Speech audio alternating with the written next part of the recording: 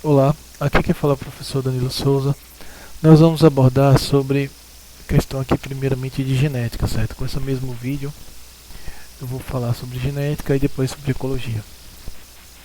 Então aqui, por exemplo, é, eu vou abordar os conceitos de alelos e genes, genótipo e fenótipo, proporção, matemática dos genes, codominância entre eles, de hibridismo e fazer as citações de crossing over, ok? O vídeo será menos de 10 minutos, pelo menos é o que eu pretendo. E aqui nós vamos só analisar esse simulador. Primeiramente, eu gostaria de deixar claro que considere aqui a cor dominante a cor branca, certo? O simulador ele não condicionou os coelhos já nascerem com a cor. Ele botaram com cor branca, provavelmente ela é de dominância, ok? E a orelha em pé, ela como orelha, certo? Dominante também. E com relação aos dentes, dente curto, já que não tem como ver os dentes pequenos, o dente curto é o gene dominante, ok? Aqui os desenhos estão aqui, demonstrando dente curto, coloração branca. Veja aqui a o que? Dominância, branco, orelha e o dente curto. Então são eles. Aqui é um casal e vai ser passado aqui o tempo, certo? Geração iniciado num tempo quente, certo? Existe uma maneira de simular num tempo frio, vou simular aqui no tempo quente para vocês entenderem melhor. Nesse de tempo quente eu vou simular as, os tipos distintos de alelos e genes. Lembrando que alelos ou genes são aquelas letras maiúsculas e minúsculas em que a maiúscula é o dominante e o minúsculo é o gene recessivo. Quando o indivíduo possui o dominante, ele pode possuir recessivo com ele, sendo um heterozigoto, ok? E quando você encontra, por exemplo, aqui no caso do mesmo indivíduo, certo? No indivíduo só, você tem três características. Então aqui você tem não, se forem duas em análise, você tem um dihibridismo, ok? Se você tem de 3 em diante, você tem uma polialelia, ok? Você tem encontro de vários grupos, certo? De codominância, ou seja, são três genes dominantes distintos entre si, que um não interfere na dominância do outro, os três trabalham ao mesmo tempo e cada um vai interferir no seu próprio recessivo. Okay? Aqui eu liguei a simulação, a parte de mutação, para vocês entenderem. Aqui vai ter um gráfico e esse gráfico você vai analisar. Você vai verificar, melhor dizendo, a análise das gerações. E essas análises dessas gerações, você pode simplesmente,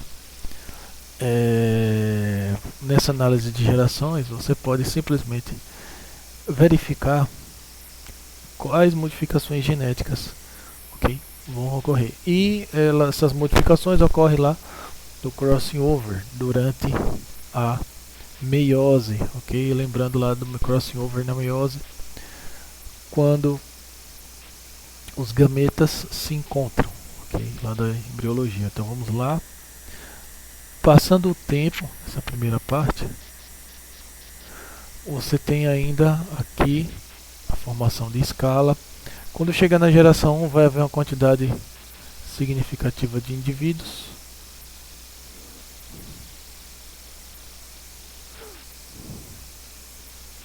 Uma quantidade de indivíduos, certo, por geração. Essa quantidade aqui que vai ser contada, né? Aqui é um plano cartesiano, o eixo Y está em pé, o eixo X está deitado aqui. Daí você vai verificar a passagem do tempo, a passagem da quantidade. Os dois indivíduos com pelagem branca, orelha em pé e dente curto, certo? Daí quando chega em cada número há uma modificação mutacional aleatória que o simulador vai dar e esses indivíduos vão gerar uma outra prole. Veja que houve ainda manutenção nessa geração dos genes. 6 coelhos de cada agora, de cada qualidade, de cada característica de dominância, continuam com os genes dominantes da primeira geração. Geralmente na segunda geração é quando começam a aparecer os genes recessivos, ok? E isso aqui é considerado aleatório, são 3 casais que vão formar. Exatamente, olha, ainda não apareceu, houve um aumento da populacional significativo, 18 indivíduos, ok? Nessa segunda geração, veja aqui que tem um pequeno detalhe de ecologia.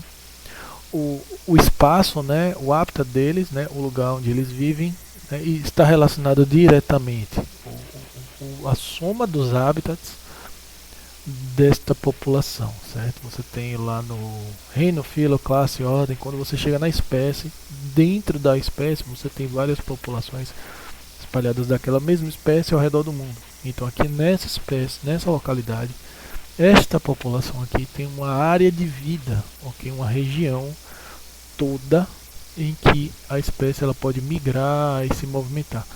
Toda a área de vida dela é a soma de todos os hábitats em que ela vive, ok? Então você tem aqui a formação de uma terceira geração.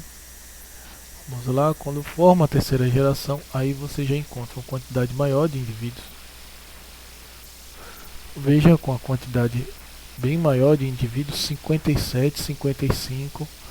Veja que você já encontra indivíduos com genes recessivos. Veja que há o que? Formação de indivíduos com coloração marrom, certo? Não há versão intermediária deles, ok? Não há uma fase intermediária entre, ok? Os dois grupos, não há uma mistura de marrom claro em que o branco com marrom é marrom claro, não. E alguns indivíduos, vamos ver, ainda não há indivíduos com orelha caída, todos eles estão de orelha em pé. Para a coloração, você já tem o gene recessivo se manifestando. Desculpe, para a orelha em pé, só os genes dominantes. Aliás, não, tem um aqui com orelha caída. Aqui tem um já se manifestando os genes recessivos para a orelha. E agora para dente grande, né? Dente grande aqui dessas lebres. Eu até agora não encontrei um. Aliás, esse aqui, ele aqui tem um dente grande porque ele está desenhado bem levemente pequenininho, quase que não se percebe. Então agora tem a formação da quarta geração. Deixa eu verificar aqui uma coisa. Aqui é uma análise populacional, certo? E aqui embaixo um gráfico. E eu escolho o tipo de gene, a proporção deles, com a formação dessa geração. Do início da geração com 57 coelhos. Opa, gente, só falta mais um minutinho. Em que há uma quantidade bem pequena de orelhas caídas, né, dos genes. Todos os genes recessivos, a porcentagem dele é menor nas gerações, né? Veja que houve pelo menos uma proporção desses genes. A linhagem deles, aqui você vê que começou com um casal e geneticamente o gene dominante foi dando espaço para genes recessivos. Genes com D pequeno aqui, já sendo formado aqui, que é relativo à coloração do dente, D do dente. O P do pelo, né? O P do pelo, em que há uma geração com um Pzinho, com indivíduos já com P pequeno, e O indivíduos, certo? Por enquanto, até aqui na genética dele, o O já ainda tem, né, uma quantidade boa de O grande ou maiúsculo, certo? Vamos ficando por aqui. Eu vou continuar daqui a pouco a linhagem, certo? A explicação. Até mais.